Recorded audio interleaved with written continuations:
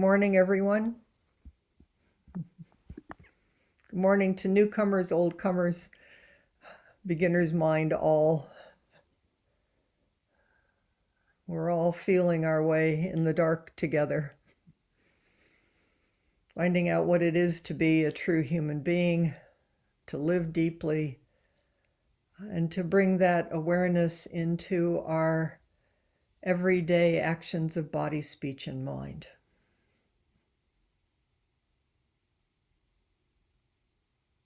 Some ways when you do the Jukai ceremony, like we did this weekend, it's like, oh, some fresh new bodhisattvas. And of course, you all are bodhisattvas across space and time. I mean, we've all been doing this forever. I don't have any doubt of that. We just keep finding each other, different forms.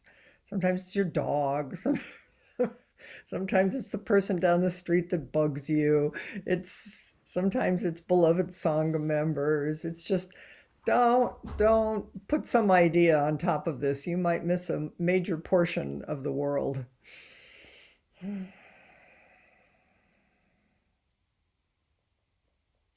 And it's wonderful to celebrate when a human being consciously steps into taking vows and commitment. So that was a lovely, very mutual and all-inclusive ritual we did on Sunday. Today, what I want to bring forward, we're in practice period. The theme is, what is freedom? When we say may all beings be free, what are we talking about? How do we live it? And turning towards the traditional koans, what I wanted to do today was bring forward Darlene Cohen. She even wrote a whole book on a koan. It's like, how convenient is that for me and for us? Debbie and Joni both studied with Darlene. Susan Spencer studied with Darlene. I was remembering going to Susan Spencer's Shuso ceremony with Darlene and just being blown away by Susan, by Bodhisattva Susan. Darlene, I knew Darlene. We practiced together at San Francisco Zen Center for a lot of years. One of the most kind of amazing, Darlene is no longer alive. She died, I don't know, 10, 15 years ago. It's hard to know, about that long. Darlene was a very vivacious, beautiful woman. And early on in her life, in her 30s or 40s, she was diagnosed with rheumatoid arthritis. And her practice was deeply informed by this diagnosis, by this dis-ease, because it affected her body and her energy.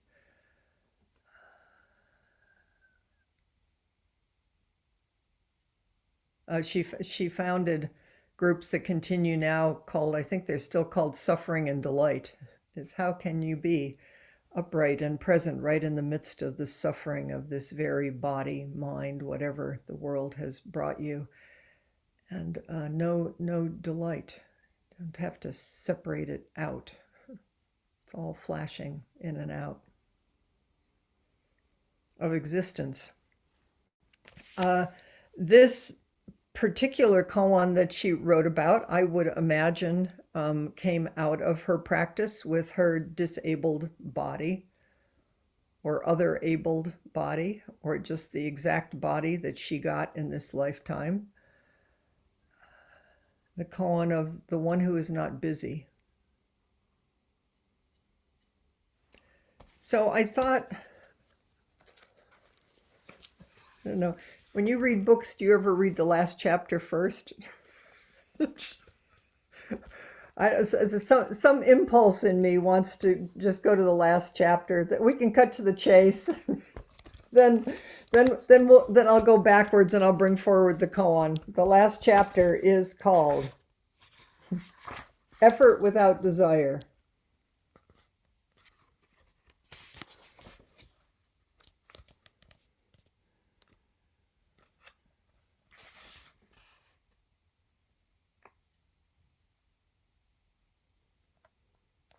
Because we have been educated to put so much importance on our ability to formulate thoughts and concepts, we tend to live our lives dominated by personal opinion. It's actually much easier to live this way. It takes less effort to have a simple reactive response to something rather than to attend to our inevitably complex, confusing, immediate experience. I am just more and more aware of this. How much we want things to be simple and will grab for what's familiar because it gives us some ground. It's really disorienting and in many situations scary to stay in groundless ground and in don't know mind. These koans over and over come up with don't know, don't know. Not the don't know of I don't know or whatever, but really deep, profound don't know. Because then your whole life is wide open to everything and everything to you. And who knows what will come forward. We slip out from under our preconceptions when we become absorbed in our immediate activity. Putting aside our huge warehouse of opinions is the act of just doing a task with awareness of the body sensations involved in the task. The swinging door of breathe in, breathe out. The thoughts necessary to organize and project the next steps in the task. The sense impressions of our immediate environment. Now, I would like to offer just my experience is Darlene was a pretty feisty human being who had, it seems to me, lots of opinions. She was completely Darlene, and she wasn't muting them, but she practiced deeply with them because she was a person of vow. That's one of the reasons she's such kind of a shining light in this, is because Darlene was not muted. She was strong. She was strong medicine. Okay, so now I'm going to go back more to the beginning of the book because once we're in Zen land, we're in timeless time. There is linear time. You need to show up on time. And to be fully present, time changes and opens. It's full of creativity and possibilities, and the whole world is right here. And each choice that we make does affect the entire world. We know this through Zazen body. It's not intellectual. When you sit down in Zazen, days, weeks, years, lifetimes, you do begin to taste and know there is something else going on here beyond our to-do lists. So, Darlene talks about simultaneous inclusion. Simultaneous inclusion. She says, sometimes just the way we describe our activities is the source of much of our anxiety about how busy we are. Anybody here think you're busy, too busy? You wish the world would leave you alone a little bit? You're being chased around by your lists, and if you're like me, your stickies, and just... For one, we could stop dividing our activity into mental categories that don't serve us. For instance, busy, not busy, consequential, trivial.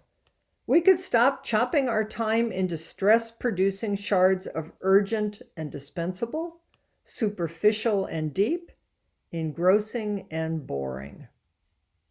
If we knew how to move beyond this judgmental categorization of everything, our lives could take on a flowing, non-dual quality. From an activity flow point of view, every task we do is inherently valuable, just because it's what we're doing right now. You're not washing the dish so that you can get rid of it and put it away and get on to what you think is important. We do this all the time, right? 100,000,000 pickings and choosings that we're doing and setting one thing up against the other. What if everything was equally important? And, of course, take care of what needs to be taken care of. If we're totally intent on what we're doing right now, and not half here because we're preoccupied with something else, oh dear, just pay attention to how much you're doing something and your hands aren't in contact with what's in front of you because you're in your head thinking about something, and you're in the past and you're in the future. We are missing huge amounts of alive. Sometimes you can sort of when the impact of it, you have a moment of awakening, and it's like we're given this precious life and we have no idea how long it's going to be. It's like, don't miss it. Don't miss it. Be here. Every movement, action, and speech is an expression of our full being. We're also not concerned over whose time we're on. The boss is at work, the kids at home, resentful that we may never seem to have our own time. Really practice studying resentment. Resentment is always a really good red flag. Not judgment, just, ooh, what's happening right here? We realize that when we stop making these arbitrary divisions in what is actually a seamless expanse of time and movement, it's all our time. How exciting. You can't lose. You already have everything you need. Then she goes on to talk about koans. Koans are not puzzles or riddles. They were designed to confound the habits of intellect, thereby unlocking the user's ability to cross the mental barriers of concept and emerge into direct experience. Which actually is what life's trying to do all the time. I mean, it's not trying, but everything is always interrupting our storyline, right? It's like, I knew where I was going and I had some agenda, and it's like, where did this come from? So koans are just sort of, how do you live in the paradox of acting and being acted upon, creating and being created, alive and dynamic. So here, she's going to give us a koan to help us. She says, we've talked about this some, but I'll bring it forward too. There are 3 parts to the traditional koans. This one happens to be from the Book of Serenity, case 21. There's an introduction, there's a case, and a commentary by successive generations. And we all know that the successive generations are what's written down in the book, but they're also you and me, because we need to find our own commentaries to these koans. Otherwise, it's just somebody who wrote something a long time ago, and we're not bringing it into our lives and our hearts. So here's the introduction from the Book of Serenity. Having shed illusion and enlightenment, having cut off holy and ordinary, not putting one thing above the other. Although there are not so many things, setting up host and guest and distinguishing noble and mean is a special house. It's not that there is no giving jobs on assessment of ability, but how do you understand siblings with the same breath adjoining branches? Darlene's going to help us with this. The introduction. It's a good thing somebody knows something here.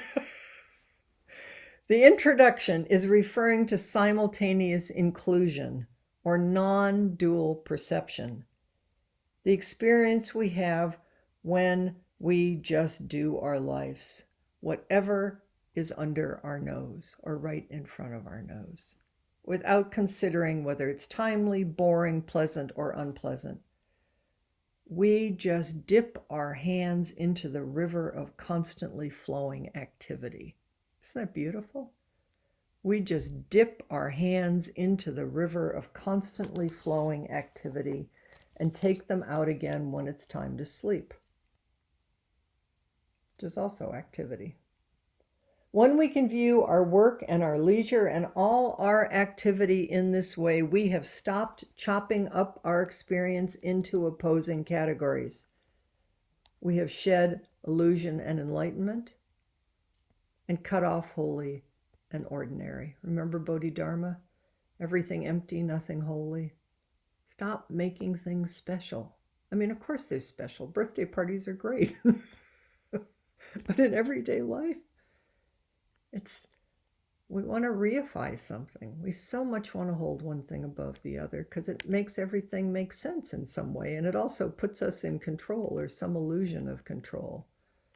Let's be in the center of this life, not as the boss of things, but the boss of present, completely present in this moment, which is a brave and courageous and completely ordinary place to be because it just means alive. She says, it behooves you to be aware that you can experience your activity in two ways. This is really important here. You can experience the undifferentiated flow of events, birdsong, light, thought, feelings, plans, some great big background that includes everything that's so much bigger than us. And on the other hand, we can divide activities into categories so that you can have the sense of doing one thing after the other, which is what we do. That's how we perceive with two eyes. But we're learning how to dance in this dance of, because they're both simultaneously true and not true, which means going beyond thoughts and ideas and conceptions. Each approach produces a vastly different experience of working, but they have the same source in our minds. We have the choice moment after moment of how we view the time we spend in activity. We can establish our own reality for ourselves according to which perception makes the most sense in any situation. Pay attention. Take care of what's in front of you. And also let your mind, the practice of effort without desire automatically drops us down into a deeper body mind. It opens. I was thinking my acupuncturist said to me, no, maybe it was anyway, I can't remember who said to me, is they've now found that when you're doing concentrated activity and you're sitting, I think they said you should stand up every 10 minutes. Because there's something about your heartbeat and your blood sugar and is that the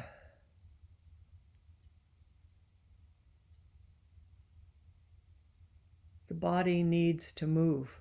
Perception needs to remember itself. Qigong, I'm thinking, is such a beautiful embodied practice also of moving within form and emptiness. Okay, so here's the case. Are you ready for the case? As Yunyan was sweeping the ground, very ordinary.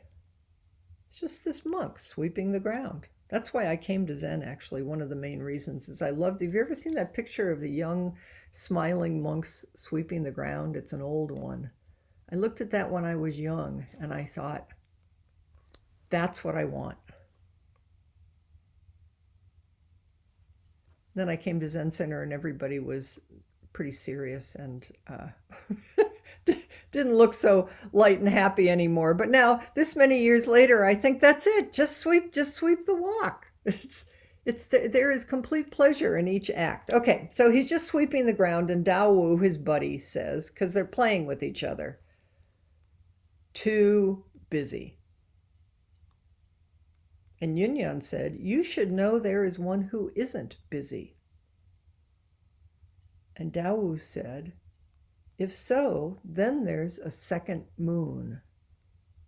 And Yunyan held up the broom and asked, which moon is this? So this is pretty zen. These two guys kind of poking at each other, they're actually kind of having fun. They were buddies in the same monastery. Here's Darlene's commentary. When Yunyan is doing his sweeping task, Dao Wu comes up and comments in a critical tone, quite possibly looking for some sport. You look too busy to be expressing Zen cool to me. And Yunyan meets him, pointing out that one can work vigorously without losing one's center. If you were a mature Zen practitioner, you would realize that appearances can be deceiving. Someone can look busy but not have a busy mind. You can look busy but not have a busy mind. But Dao Wu keeps going on. He's not backing off. If so, then there's a second moon. Outrageous! Of course there's no second moon. There's only one moon, one reality. And for Zen practitioners, there's no transcendental reality to seek. There is only this. Don't try to get out of this, the experience we're having right now. By referring to the non-existent second moon, Dao Wu is saying, I'm watching someone who looks busy. Are you telling me there's another reality besides the one that I see? And so Dao Wu says, essentially, you stupid fool. Second moon? There's no second moon.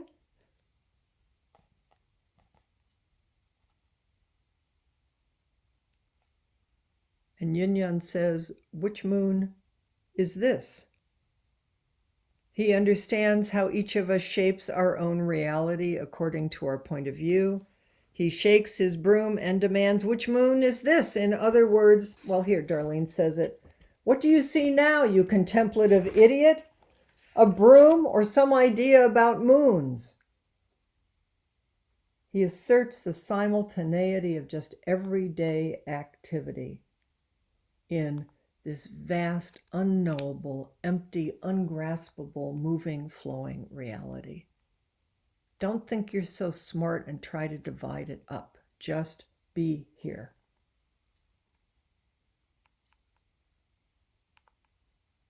Busy and not busy are simultaneously included because we sweep with our full intention. Do whatever you're doing with your full attention. There are no extraneous thoughts by which to judge our sweeping, our living. Commentary. Then you're going to have time to do yours. Without upset, there is no solution. Without struggle, there is no expression. Here, as Yunyan was sweeping the ground, Dao Wu casually tested him. Yunyan said, you should know there is one who isn't busy. Good people. Good people. That's you and me across the ages.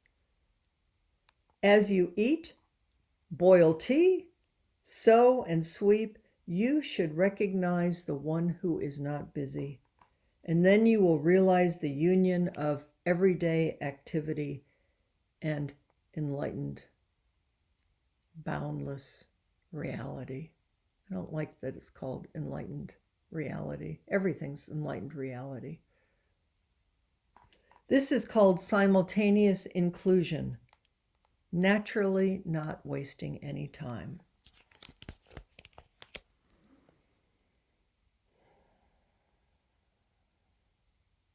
Darlene says, the phrase, without upset there is no solution, without struggle there is no expression, asserts the vitality of our lives.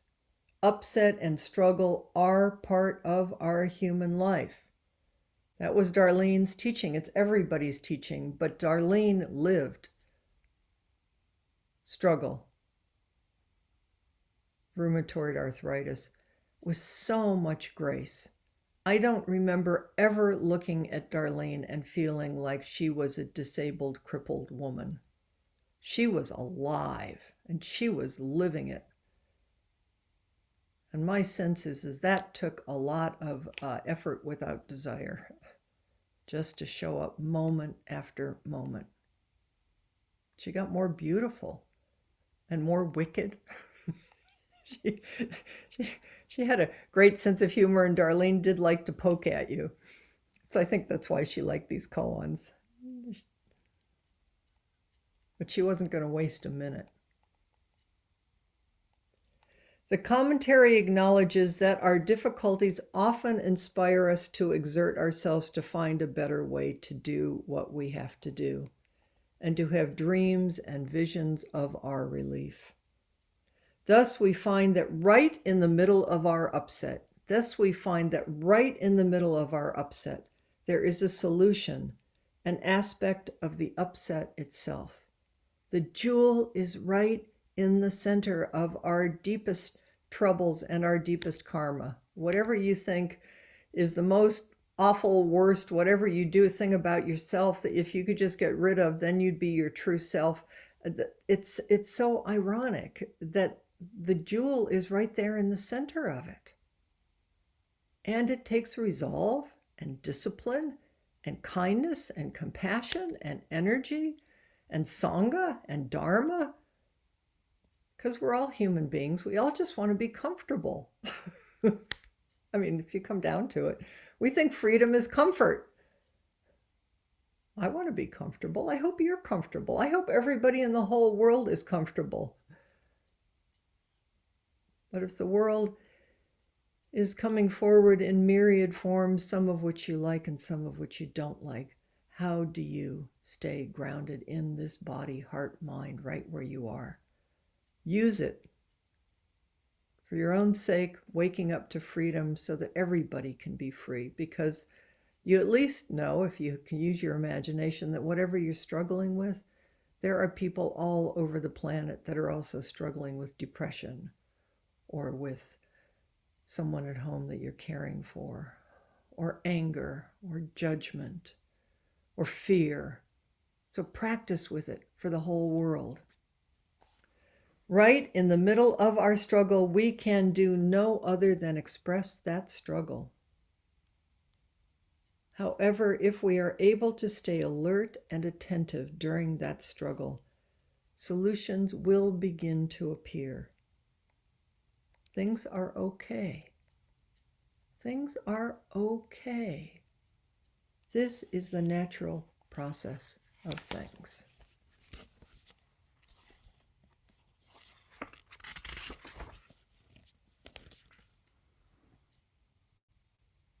Last paragraph of the book. When we are able to sink beneath our ideas and opinions into the immediacy of our actual experience, there is nothing further to look for. No directions, no reasons, no expectations.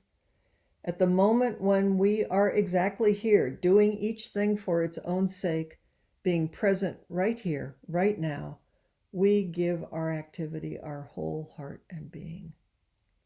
This is our greatest challenge and the deepest satisfaction in our lives.